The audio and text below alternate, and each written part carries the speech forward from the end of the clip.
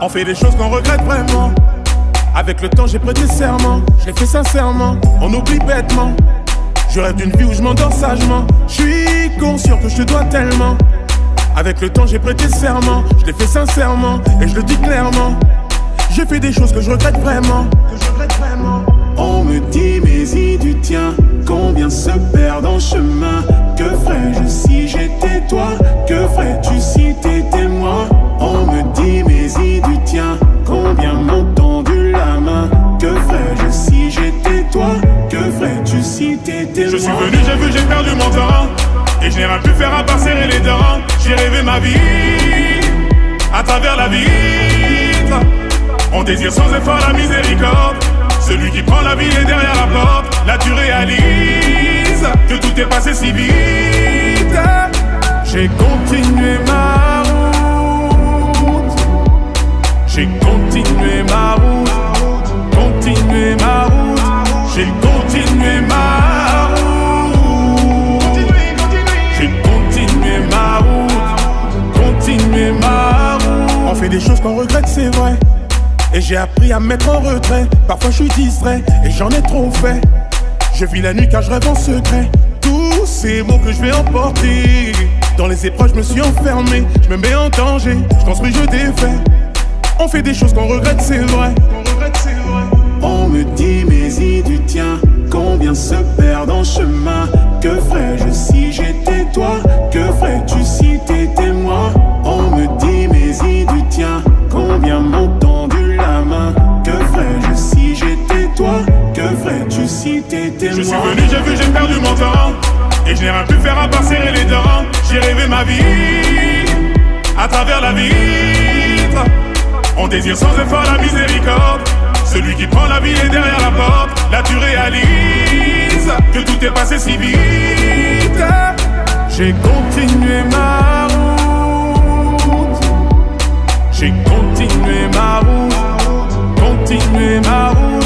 J'ai continué ma route. J'ai continué ma route. Continué ma route. Je veux plus rien croire. Je n'ai plus d'espoir. Laissez-moi voir ce que je n'ai pas. Je suis perdu, je ne dors plus en plein jour, je ne vois plus. Je suis perdu, je ne dors plus en plein jour, je ne vois plus. Je suis venu, j'ai vu, j'ai perdu mon temps. Et je n'ai rien pu faire à part serrer les dents. J'ai rêvé ma vie à travers la vitre. On désire sans effort la miséricorde. Celui qui prend la vie est derrière la porte. Là tu réalises que tout est passé si vite. J'ai continué ma route. J'ai continué ma route. Continué ma route. J'ai continué ma route. J'ai continué ma route. Continué ma route.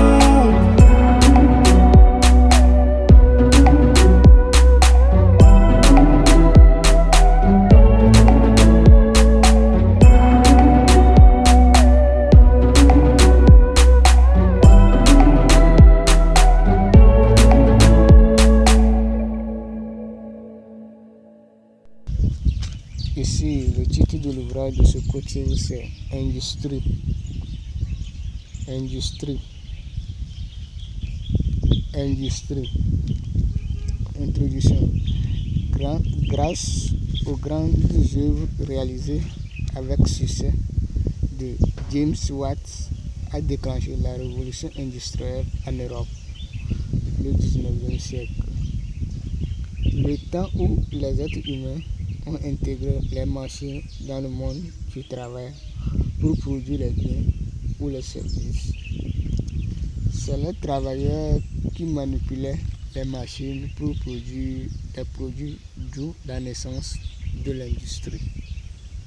Une industrie est un lieu de travail où les travailleurs utilisent les machines pour produire les produits.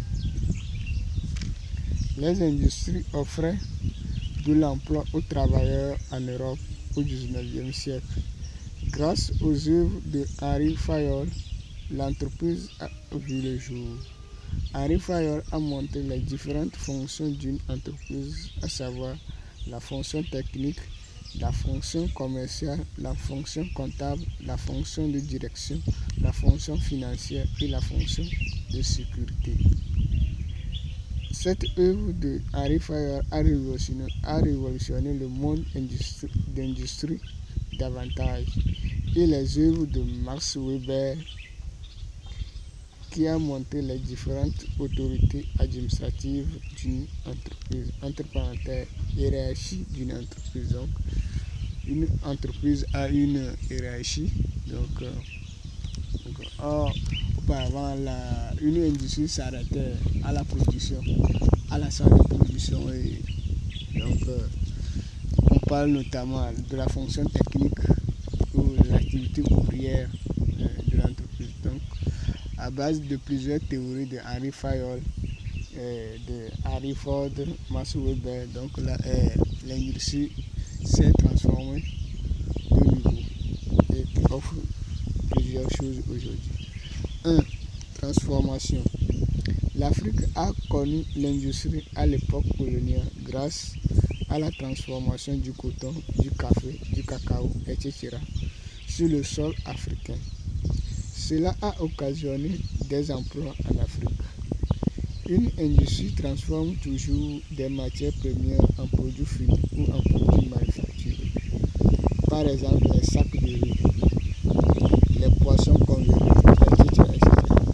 Aujourd'hui, on peut ajouter des fonctions à une industrie pour faciliter la production des produits dans une localité donnée, à savoir comptabilité, secrétariat, finance, économie, sociologie, médecine, management, gestion des ressources humaines, inspecteur du travail, psychologie, magasinage, sécurité, transport, etc. Donc on parle de transformation. Donc une industrie, c'est un atout pour un pays ou une localité. Donc en termes de transformation, donc par exemple dans le secteur agricole, on a besoin de ces transformations. Par exemple, quand nous donnons l'exemple du coton, du café, du cacao, aujourd'hui on a jusqu'à le manioc, voire les sacs de riz, donc même l'élevage, donc on a besoin de l'industrie pour pouvoir transformer ces genres de produits. Donc c'est là qui va occasionner la richesse à une localité, aux habitants d'une localité. Donc on doit mettre un accent sur une industrie dans les localités. 2. Activité ouvrière. On utilise les machines pour produire les produits au sein d'une industrie.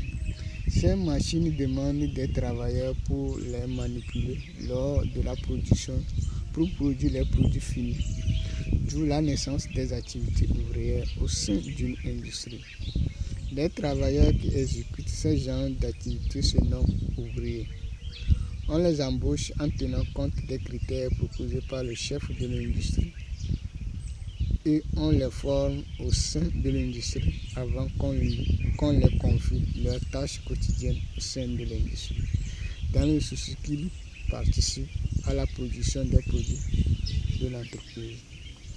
Ces travailleurs sont payés à la fin d'une semaine ou à la fin de 2 semaines ou à la fin d'un mois. Donc ça dépend de la politique de chaque entreprise. Donc il y a des entreprises où les ouvriers sont payés à la fin de chaque semaine, où il y a des entreprises d'industrie, les ouvriers sont payés à la fin de 2 semaines. Donc on parle de quinzaine, donc à la fin de 15 jours ou à la fin d'un mois. Donc à la fin de chaque mois, on les verse un salaire, une quantité de monnaie, donc appelé salaire. Donc les machines doivent être associées aux travailleurs pour pouvoir produire les produits de l'industrie. Donc une industrie offre les activités ouvrières au sein d'une localité. 3. Job. Lorsque les ouvriers travaillent au sein d'une entreprise, il y a des petites tâches qui naissent lors de l'exécution des activités de l'industrie. Ces petites tâches sont confiées aux manœuvres de l'industrie.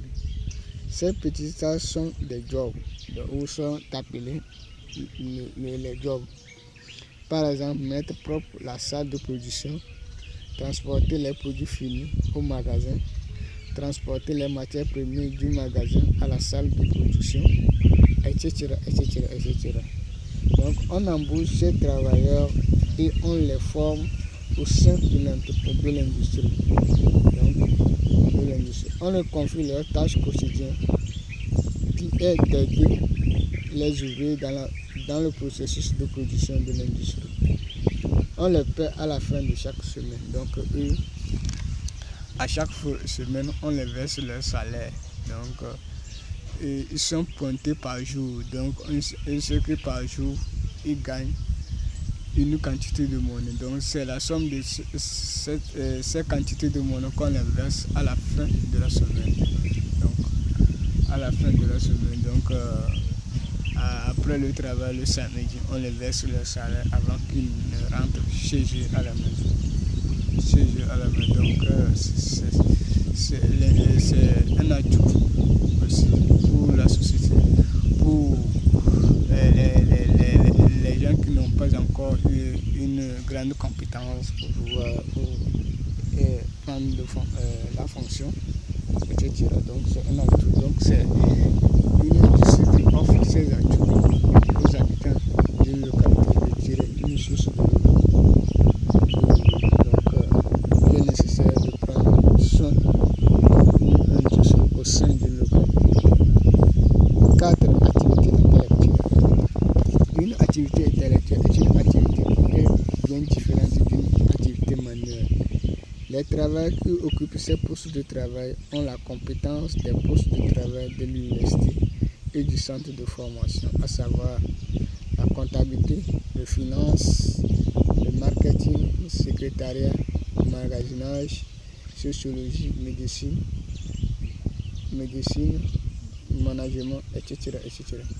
On embauche ce type de travailleurs grâce à un profil de poste proposé par le chef de l'industrie ou le directeur des ressources humaines de l'industrie. Ces types de travailleurs sont payés à la fin du mois. Ils rendent des services intellectuels à une industrie. Donc, ils rendent des services intellectuels à l'aide de leurs compétences acquises à l'université ou au centre de formation. Donc, quelqu'un qui se forme en comptabilité à l'université, donc vient créer son poste de travail au sein d'une industrie pour pouvoir rendre les services intellectuels à l'industrie. Donc, une industrie a une nature aujourd'hui, selon mon point de vue, donc, que j'ai essayé de décortiquer dans cet ouvrage de coaching. Donc, on a traité ce sujet avec quelques points: transformation, activité ouvrière, job et activité.